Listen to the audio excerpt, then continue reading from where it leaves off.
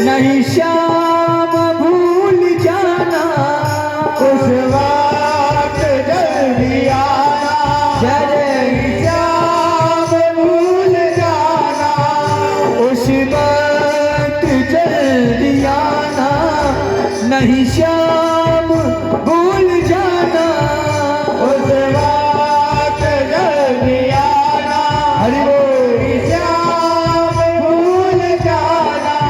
ओ राधा को साथ लाना, राधा को साथ लाना, जब प्यार तन से निकले इतना तो करना स्वामी। जब चार कैसे निकले, गोविंद नाम लेकर, गोविंद नाम लेकर, तब प्यार तन से निकले इतना तो करना स्वामी। जब प्यार तन से निकले, जब प्यार तन से निकले, जब प्यार तन से निकले, जब प्यार तन से निकले। बोले वृंदावन बिहारी लाल की जय हो। कृष्ण कन्हैया लाल की जय हो। जय श्री राधे, जय जय श्री राधे, जय जय श्री राधे। विष्णु पितामह कहते हैं, हे गोविंद, अब मेरे प्राण छोड़ने का समय है। आपकी माधुर्य झांकी मेरे हृदय में बसी रहे और मुझे कुछ भी नहीं चाहिए। और मेरे गोविंद को देखते देखते विष्णु पितामह ने अपने पांच भौतिक शरीर को इस पंचभूत में विलीन कर दिया, इस शरीर का त्याग कर दिया। उसके तत्पश्चात पांडव लोग बहुत रोए। विष्णु पितामह के संस्कार पूरे कराए गए। गोविंद ने पांडवों से कहा, अब मैं अपनी द्वारका नगरी को जाना चाहता हूं। आपका महाभारत युद्ध था वो पूरा हुआ, अब आप मुझे जाने की अनुमति प्रदान करें। जैसे इतना कहा, उसी समय भगवान वहां से चले हैं और जैसे द्वारका नगरी में आए हैं तो वहां मेरे गोविंद ने अपने माता पिता के चरणों में वंदन किया है। कप्रष्टस्तु गृहं पेत्रो परिस्वक्त स्वमात्रवे भवन्दे शिरसा सप्त देवकी प्रमुखा मुदा। अपनी सभी माताओं के साथ माताओं के चरणों में वंदन किया, अपने पिताजी के चरणों में वंदन किया, वसुदेव जी महाराज के, और जितने भी बुजुर्ग थे सबके चरणों में वंदन किया मेरे गोविंद ने। और आजकल महाराज बच्चों को तो बड़े शर्म लगती है वंदन करने में। अगर हमारा उनसे आजकल तो बोलना पड़ता है, बेटा वंदन करो ये। मैं एक बार नहीं कई बार निवेदन करता हूँ, आप कितने भी सत्ताधारी बन जाइए, आपके बेटे चाहे कितने भी बड़े बन जाए, लेकिन जब तक संस्कार नहीं है तो कुछ नहीं। बच्चों के अंदर ऐसा संस्कार डालें, संत महात्माओं को देकर के, ब्राह्मणों को देकर के महाराज वंदन करने का मन करें, बड़े लोगों के चरणों में वंदन करने का मन करें। क्योंकि महाराज व्यक्ति उम्र से बड़ा नहीं हो जाता है, विचारों से बड़ा होना चाहिए। अभिवादनशीलस्य नित्यं वृद्धोपसेवना चत्वात् तस्य वर्धन्ते आयुर्विद्याय शोभनम्। जो महाराज अपने माता पिता के चरणों में, गुरुजनों के चरणों में, बड़े लोगों के चरणों में जो नित्य प्रतिवंदन करते हैं, ऐसे लोगों की चार चीजें बढ़ती हैं। क्या क्या बढ़ती हैं? आयुर्विद्या यशोबलम। सबसे पहले आयु बढ़ती है, उम्र बढ़ती है। आप वंदन करेंगे तो आपकी उम्र दिन दूनी रात्रि चौगुनी बढ़ेगी। काल भी उन लोगों का कुछ बिगाड़ नहीं सकता है जो लोग महाराज अपने से बड़े लोगों के चरणों में वंदन करते हैं। बच्चे बड़े ध्यान से सुन लें। दूसरी है विद्या। विद्या के लिए महाराज ज्यादा मेहनत नहीं करनी पड़ेगी। मेहनत तो महाराज उन लोगों को करनी पड़ती है जो महाराज अपने से बड़े लोगों के चरणों में वंदन करने से संकुचित होते हैं, जिनको बड़ी शर्म लगती है। अपने से बड़े जितने भी लोग उनकी चरणों में आप वंदन करिए। विद्या तो आपके पास में स्वतः चल करके आई है। प्रभु को देखिए, भगवान राम को तो देखिए, प्रातः काल जगते हैं, देखो कितने मर्यादा पुरुषोत्तम राम, और जब जगते हैं महाराज तब सबसे पहले अपने बुजुर्गों के चरणों में, माता पिता के चरणों में वंदन करते हैं। बच्चे जब जगे तो सबसे पहले माता पिता के चरणों में वंदन करें। प्रातः काल उठ के रघुनाथा मात पिता गुरु नाम है माता। राम सिया राम जय जय राम। राम सिया राम जय जय राम। प्रातः काल उठ के रघुनाथा मात पिता गुरु नाम है माता। राम सिया राम जय जय राम। राम सिया राम जय जय राम। तो कहने का तात्पर्य क्या है? आपकी आंखें खुलें, आप प्रातः काल जगह, आप अपने से बड़े लोगों का आशीर्वाद लीजिए, और विशेषकर कि माता पिता का आशीर्वाद लीजिए, क्योंकि माता पिता के कर्ज से कभी भी संतान उरण नहीं हो सकती है। धिक्कार उन लोगों की जिंदगी के लिए होगा महाराज जो माता पिता को हमेशा जिंदगी पर्यंत परेशान करते रहे, चाहे वो लोग कितना भी प्रयास कर लें महाराज, फिर भी उनको कोई बचा नहीं सकता है। जिंदगी में यह प्रयास करना कि माता पिता की आंखों में आंसू न हो। जो माता पिता को रुला करके अपनी जिंदगी को व्यतीत करे, चाहे वो व्यक्ति कितना भी प्रयास कर ले, कभी फलीभूत नहीं हो सकता है, कभी फलीभूत नहीं हो सकता है। और विशेष करके माँ के ऋण से तो जिंदगी में आज तक कोई संतान उरण हो ही नहीं सकती है, मैं गारंटी से कह सकता हूं। माता पिता का तुम्हारा वो कर्ज है कि उस कर्ज से कभी व्यक्ति वो बाहर निकल नहीं सकता। मंडकोपनिषद में ऐसा आया है, जब एक बार की बात थी, जब जीवात्मा भगवान के धाम से मृत्यु लोक के लिए आ रहा था। ध्यान दीजिए, मंडकोपनिषद में ऐसा आया है, जब जीवात्मा आ रही थी वहां भगवान के धाम से, तो भगवान से कहा, भगवान मैं जा रहा हूं अकेला, मेरी देखभाल कौन करेगा? भगवान ने कहा, उसके लिए मैंने 2 लोगों को भेज रखा है। बोले मेरी पढ़ाई लिखाई की व्यवस्था कौन करेगा? बोले उसके लिए मैंने 2 लोगों को भेज रखा है। बोले मेरे खान पीन की व्यवस्था कौन करेगा? बोले उसके लिए भी मैंने 2 लोगों को भेज रखा है। मेरी जिंदगी पर्यंत मेरी देखभाल कौन करेगा? बोले उसके लिए भी मैंने 2 लोगों को भेज रखा है। तो उस जीवने का महाराज मेरी रक्षा के लिए, मेरे हर कार्य के लिए 2 लोग, ऐसे तो हजारों की संख्या में लोग हो जाएंगे। बोले नहीं, केवल तेरी जिंदगी के लिए केवल 2 लोग हैं। बोले कौन है? एक है माँ और दूसरा है पिता। चाहे व्यक्ति कितना भी प्रयास कर ले, लेकिन फिर भी माता पिता के ऋण से कभी उरण हो नहीं सकता है, जिंदगी पर्यंत नहीं हो सकता। एक बार की बात थी, एक टोडरमल की कथा है। टोडरमल से माँ ने कई बार कहा, बेटा संसार का व्यक्ति चाहे कितना भी प्रयास कर ले, लेकिन माँ के ऋण से कभी उरण नहीं हो सकता। टोडरमल ने कहा, माँ आज तू बता दे, मैं तेरे ऋण से उरण होना चाहता हूँ, क्या चाहिए तू जो कहे सो मैं करने के लिए तैयार हूं, लेकिन आज के बाद में तू कहना मत, बता दे मैं क्या करूं। माँ ने कहा, बेटा ज्यादा कुछ करने की जरूरत नहीं है, एक रात्रि तू बस मेरे पास में सो जा और तुझे कुछ भी करने की जरूरत नहीं। फूस का महीना था, हमारा जनवरी का महीना रहा होगा, बहुत भयानक सर्दी थी। बच्चे को सुलाया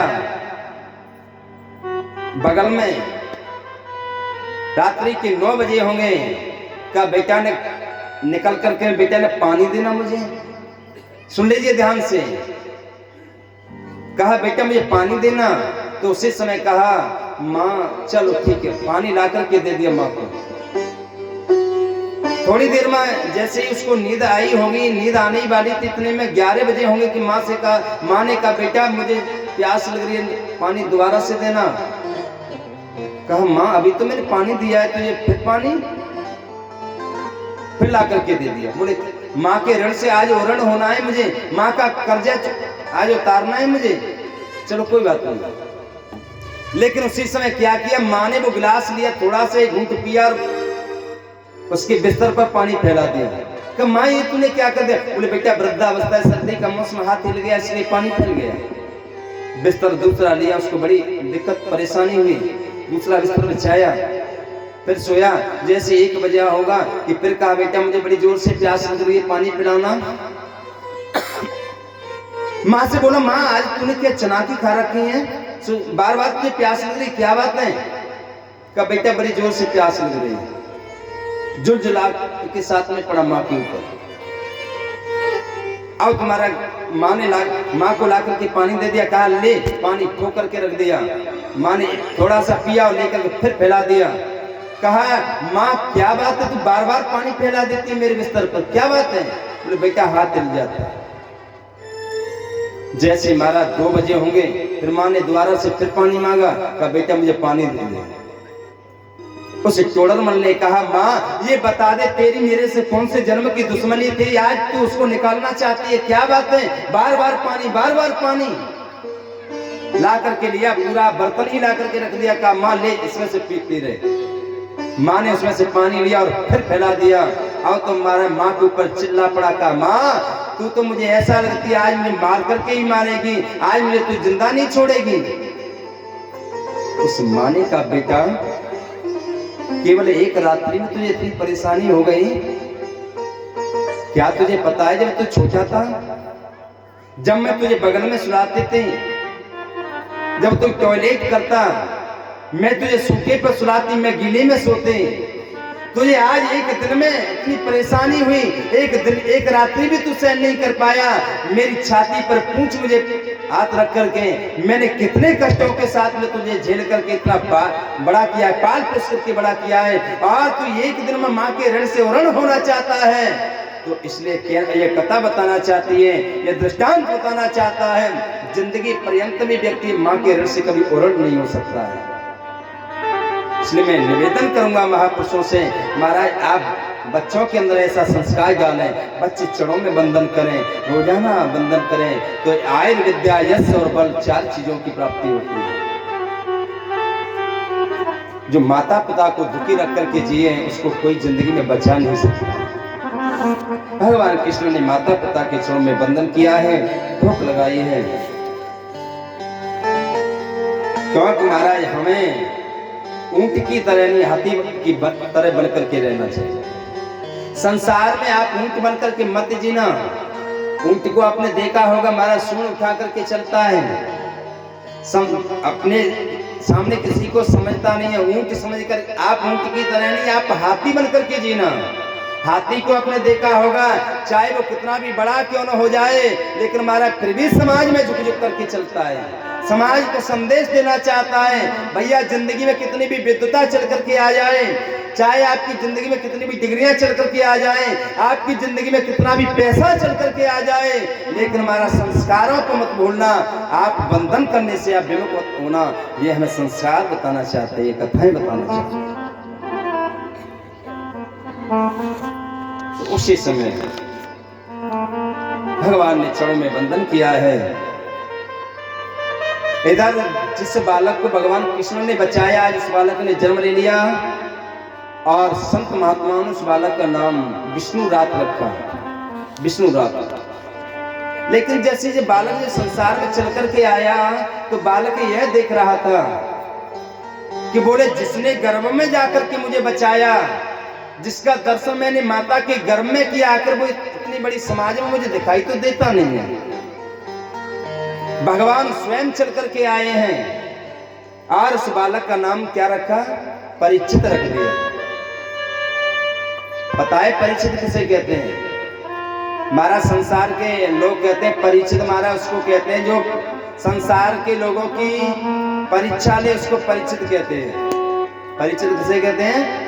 जो संसार के लोगों की परीक्षा ले, उसको परीक्षित कहते हैं। लेकिन मेरा यह मानना है परिचित उसको नहीं कहते हैं, परिचित तुम्हारा उसको कहा जाता है जो परमात्मा से मिलने की प्रतीक्षा करे, उसको परिचित कहते हैं। ऐसा भगवान से मिलने की प्रतीक्षा थी, भगवान चल कर के आए हैं और इस बालक का नाम परिचित रख दिया। भगवान कृष्ण को पांडवों ने बहुत सारा धन देकर के अर्जुन को साथ में भेज दिया और चले गए वहां से। भगवान कृष्ण को पहुंचाने के लिए अर्जुन साथ में गए हैं। जैसे ही अर्जुन साथ में गए, इधर क्या हुआ, विदुर जी महाराज जब पांडवों का युद्ध हो गया था तो उसके बाद में तीर्थ यात्रा के लिए चले गए थे। जब तीर्थ यात्रा से लौट करके आए हैं तो आकर के धृतराष्ट्र के पास में पहुंचे। धृतराष्ट्र से कहा और भाई साहब कैसे हो? बोले बढ़िया है, सब अच्छा है। बोले किसी प्रकार का कोई कष्ट? बोले किसी प्रकार का कोई कष्ट नहीं है, कोई दुख नहीं है। बोले आपको जिंदगी भर, आपकी जिंदगी के लिए धिक्कार है। विदुर जी महाराज ने कहा धृतराष्ट्र से, बोले आपकी जिंदगी के लिए धिक्कार है। बोले क्यों? बोले जिन पांडवों को मारने के लिए आपने इतने षड्यंत्र किए हैं, जिन पांडवों को आप विष के लड्डू देकर के मारना चाहते थे, लाचा ग्रह में जला करके भस्म करना चाहते थे, आज उन्हीं पांडवों की आप टुकड़ों पर पल रहे हैं। धिक्कार तुम्हारी जिंदगी के लिए है। कम से कम अब तो इस शरीर को छोड़ करके आप कहीं तीर्थ यात्रा के लिए चले जाइए। बोले मेरे पांडव, मेरे चचेरे तो मुझे बहुत मानते हैं, बहुत आदर करते हैं, मेरा सम्मान करते हैं। बोले सम्मान तो करते हैं, लेकिन तुम तो एक कुत्ते की तरह पल रहे हो, आपको यहाँ नहीं रहना चाहिए।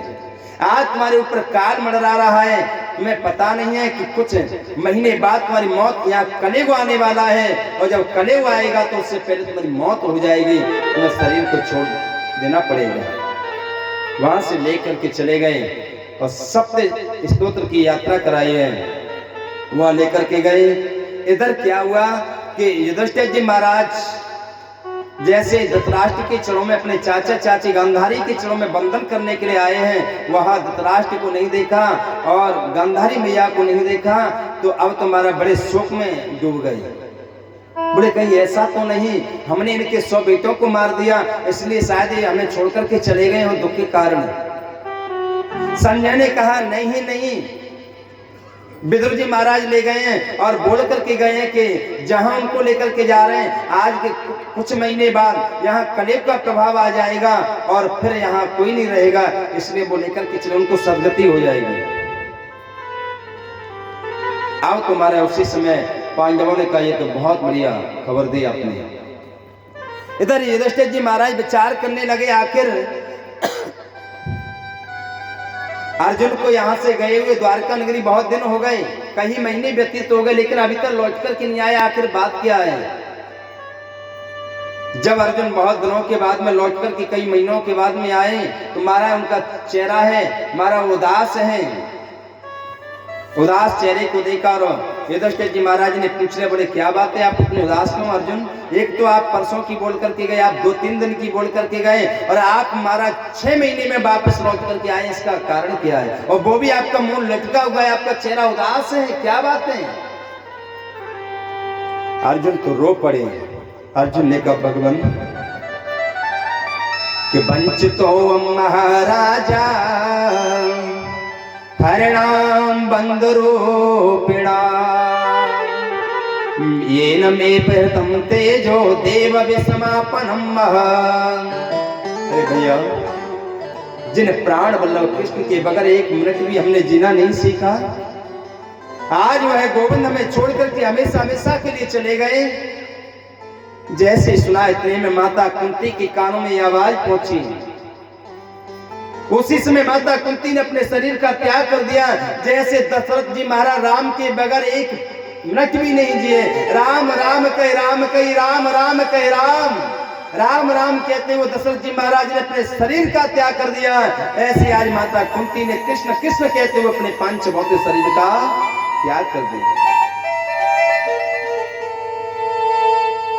युधिष्ठिर जी महाराज ने कहा, अर्जुन आप इतने महीनों के बाद में चल करके आए, वो भी इतना अशुभ संदेश लेकर के आए। उसी समय महाराज, उस समय बालक ज्यादा बड़ा नहीं था, राजा पांचों पांडवों ने तुरंत आनंद बोले, विचार किया, जब कृष्ण ही हमें छोड़कर के चले गए, जिनके बगैर हमने एक पल भी जीना नहीं सीखा, आज वही प्राण वल्लभ हमें छोड़कर के चले गए, तो अब हम इस धरा के ऊपर नहीं रहेंगे। पांचों पांडवों ने मारा। उसी समय आनंद फानंद पूरी तैयारी की और वहां राजा परीक्षित को राजगद्दी पर बिठा करके उसका तिलक किया और महाराज वहां से उत्तराखंड की यात्रा के लिए चले गए। यह स्वर्गारोहण की, उत्तराखंड की यात्रा स्वर्गारोहण की कथा है। वहां से चले गए, धीरे धीरे करके महाराज एक एक का शरीर गलता गया बर्फ में, लेकिन शरीर के सहित अगर कोई पहुंचाए भगवान के धाम स्वर्ग में तो केवल युधिष्ठिर जी महाराज। यमराज परीक्षा के तौर पे एक कुत्ते का रूप बना करके चले आए, युधिष्ठिर जी महाराज के साथ में लग लिए पृथ्वी लोक से, और महाराज जैसे ही चले तो यमराज ने रोक दिया, बोले कि नहीं आप अंदर नहीं जाओगे। बोले क्यों? बोले अगर आप जाना चाहते तो आप अकेले जा सकते हो, लेकिन ये कुत्ता आपके साथ में नहीं जाएगा। युधिष्ठिर जी महाराज ने कहा, सुना है मैंने कि 100 कदम तक अगर कोई व्यक्ति साथ में भी चलने वो मित्र बन जाता है, और मैं ये छोड़ नहीं सकता, ये मेरे साथ में ये पृथ्वी लोक से आया है, इसलिए ये भी साथ में स्वर्ग हो जाएगा। सबका शरीर बीच में गला है, लेकर कुत्ते को साथ में लेकर के वो भी युधिष्ठिर जी महाराज परीक्षा में पास हुए और उनका केवल अंगूठा गल गया। युधिष्ठिर जी महाराज का केवल गला एक अंगूठा, क्योंकि उन्होंने भी जिंदगी में एक बार झूठ बोला था। युधिष्ठिर जी महाराज एक ऐसे जीव है जो अजात शत्रु, अजात शत्रु समझते हैं आप?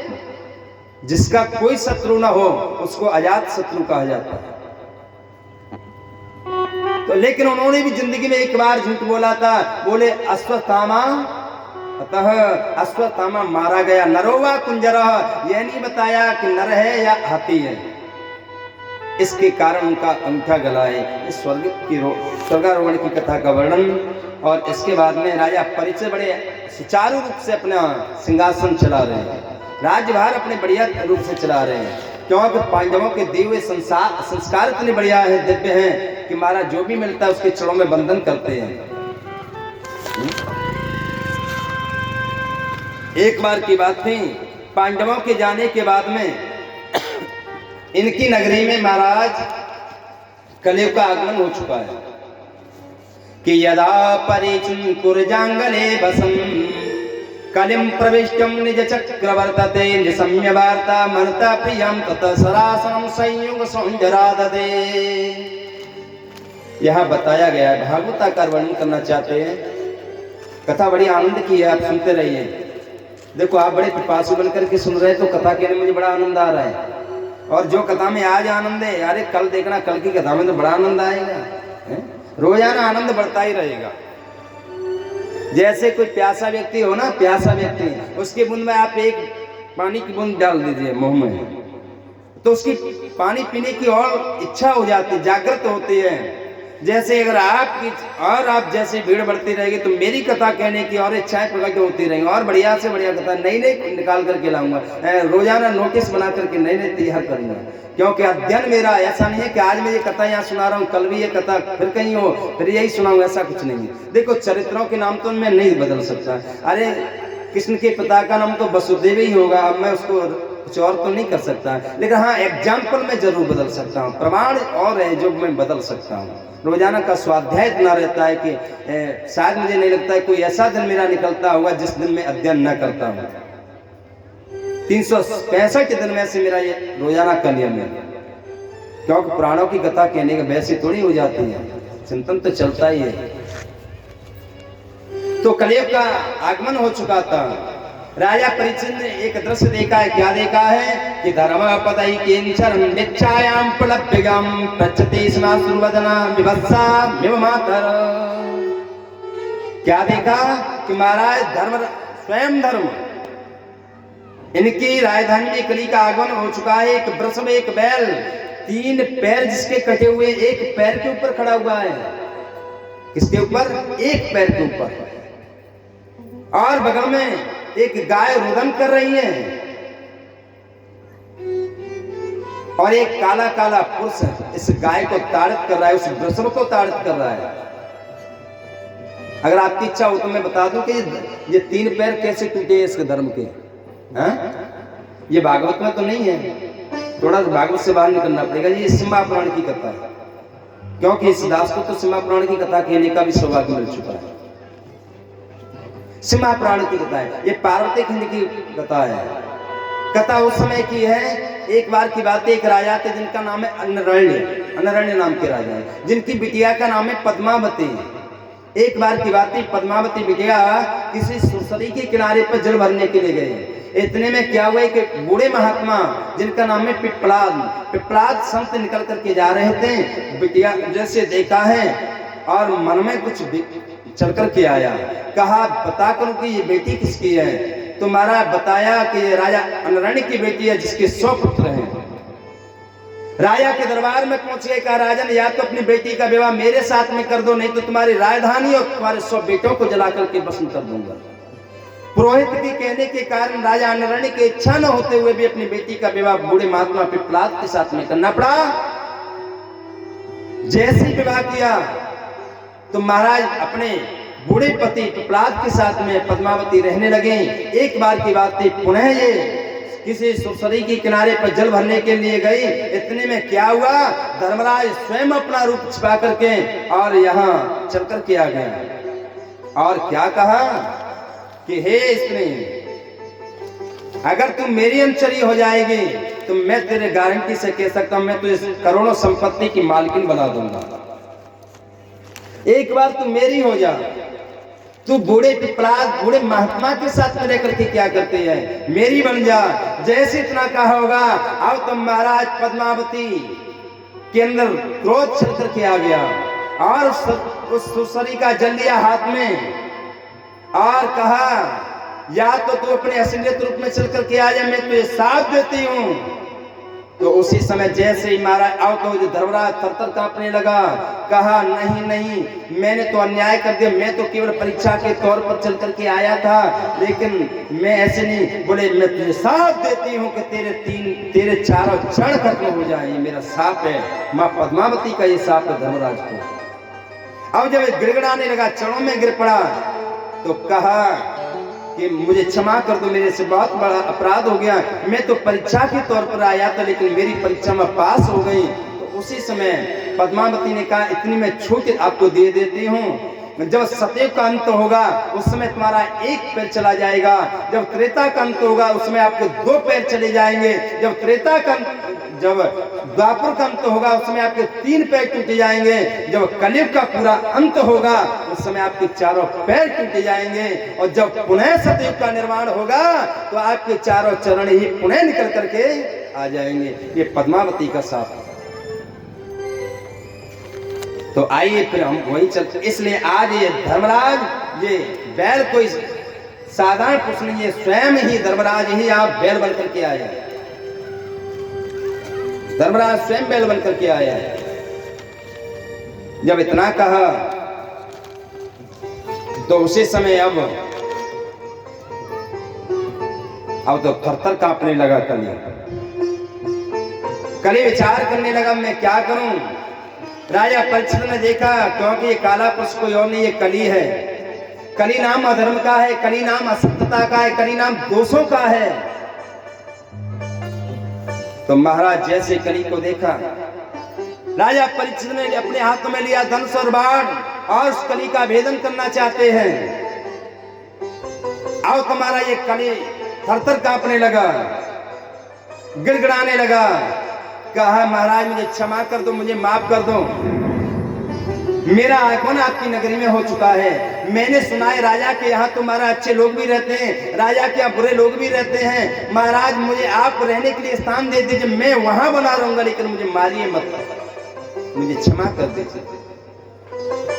जैसे इतना कहा तुम्हारा राजा परीक्षित ने 4 जगह दे दी ठहरने के लिए। कितने? 4 जगह। कधूतम पान सिंहासूना यत्र धरावा चतुर्विदा। क्या दिया है? पहला दूतम। दूतम जानते हो? जुआबाजी, जुआ। कल परीक्षित जी बता रहे थे महाराज मैंने ऐसा कोई कर्म नहीं है जो न किया हो, और आज मैं जीवन लेकर कर्म करने के बाद मैंने सब कुछ छोड़ा है। ये भी बहुत बड़ी महानता है कि व्यक्ति कर्म करने के बाद में अपने अवगुणों को छोड़ दे। ये भी तो लोगों के लिए बड़ी महानता है। तो मैं एक बार नहीं कई बार निवेदन करता हूं, दूतम जुआ खेलने का शौक न लग जाए, मारा सट्टा लगाने का शौक न लग जाए। और जिन जिन लोगों को ऐसा शौक लगा है तो महाराज उनका वंश मारा बर्बाद हो जाता है। महाराज जुआ खेलने वाले लोगों को मैंने देखा है, बच्चों को कब दांव पे लगा दें हैं? पता ही नहीं चलता है। जुआ खेलने वाले लोग एक बार महाराज महाभारत को जरूर पढ़ लें। पांडवों को देखिए, साक्षात धर्मराज जुआ जब खेले तो महाराज पत्नी को भी दांव पे लगा दिया उन्होंने, राजकोष को भी दांव पे लगा दिया। इसलिए जुआ खेलने का शौक न लग जाए, ये जिंदगी में प्रयास करें। देखो खेलना तो मेरे से भी आता है, हाँ पत्ते खेलने का मुझे बड़ा शौक है, हाँ मैं खेला हूं ना, मुझे पता है। लेकिन इतना जरूर है, आपकी पत्ते खेलने में मेरे पत्ते खेलने में बड़ा जमीन आसमान का अंतर है। मेरे साथ में कौन कौन खेलेगा ये बताओ। पत्ता खेलना कौन कौन जानता है पहले ये बताइए। हाँ जानते हैं, हाँ बहुत, हाँ आप भी जानते हैं, पांचवी जी भी जानते हैं। चलो ठीक है, जो नहीं जानते उनको मैं खेलना सिखा दूंगा। तैयार है मेरे साथ में? बताइए कौन कौन तैयार है? बस केवल आप ही तैयार, और कोई तैयार नहीं है? बस 2 लोग ही तैयार पूरे इतने लोगों में पत्ता खेलने के लिए।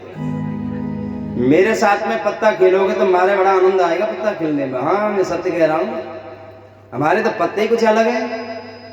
ये दैला पकड़ थोड़े ही है, हाँ ये कोई नहीं है, ये तो खेल ही हमारा कुछ अलग है। आइए मेरे साथ में सभी खेलेंगे, बड़े भाव के साथ में, दोनों हाथों की तालियों के साथ में। देखो सबसे पहले क्या होता है बताइए पाठक जी, बताइए परिचय जी, आप बताइए क्या होता है? सबसे बड़ा पत्ता कौन सा होता है? इक्का। लेकिन हम इक्का से नहीं, हम तो बादशाह से चलेंगे। हाँ बादशाह से चलेंगे भैया, बादशाह हमारे लिए बड़ा इक्का नहीं बड़ा है। बादशाह, बादशाह के बाद में क्या आता है?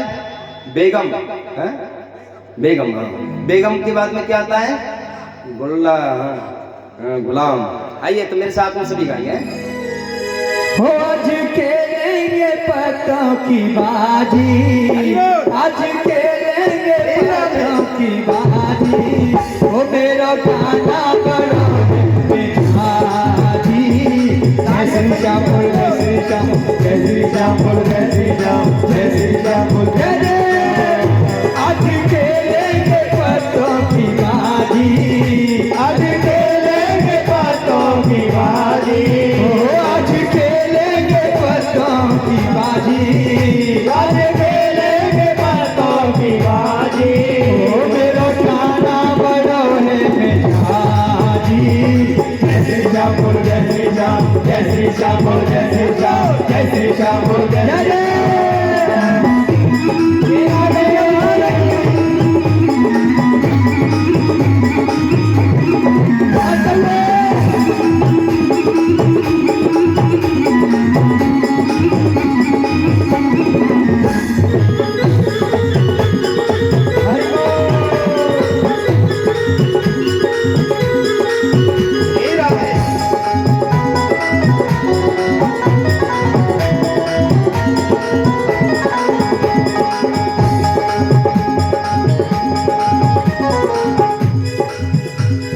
बादशाह मेरा सांवरिया बेगम राधा रानी है, बादशाह मेरा सांवरिया बेगम राधा रानी है, बादशाह मेरा सांवरिया बेगम राधा रानी है, बादशाह मेरा सांवरिया बेगम राधा रानी है। हम गुलाम हैं भक्त सभी करते सेवा पानी है, हम गुलाम हैं भक्त सभी करते सेवा पानी है, अरे हम गुलाम हैं भक्त सभी करते सेवा पानी है, हम गुलाम हैं भक्त सभी करते सेवा पानी है। अरे जैसे रंगे सांवरिया, हम जैसे रंगे सांवरिया, इसकी रजा में है राजी, ओ मेरा गाना बड़ा है मिठाजी। जय श्री श्याम बोल, जय श्री श्याम, जय श्री श्याम बोल, जय श्री श्याम, जय श्री श्याम बोल, जय श्री श्याम, जय श्री श्याम।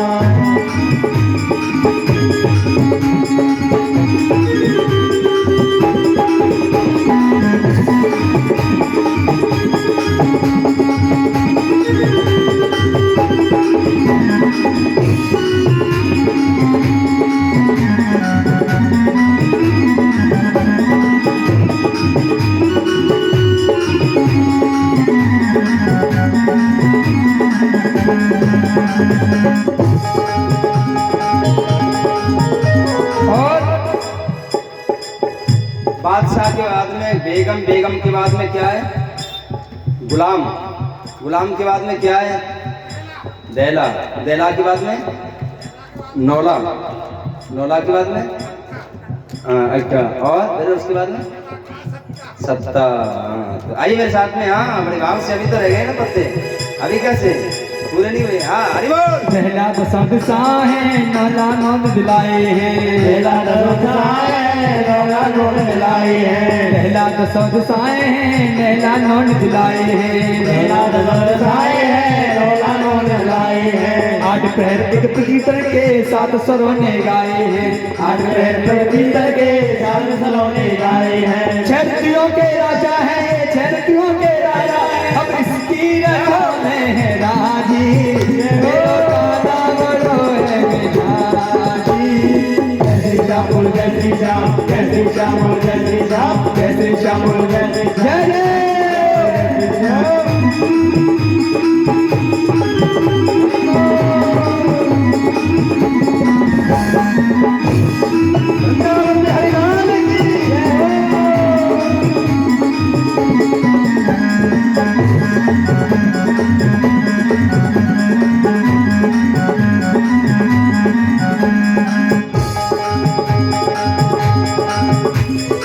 और